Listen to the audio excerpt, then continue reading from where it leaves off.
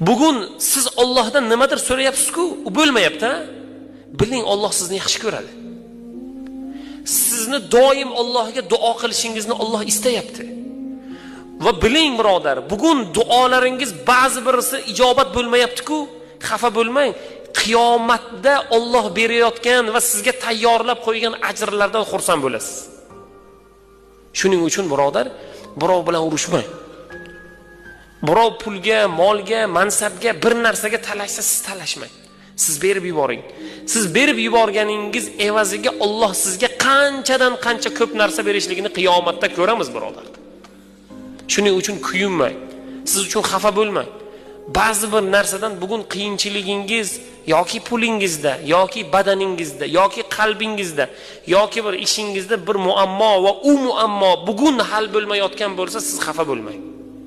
Xursand bo'ling.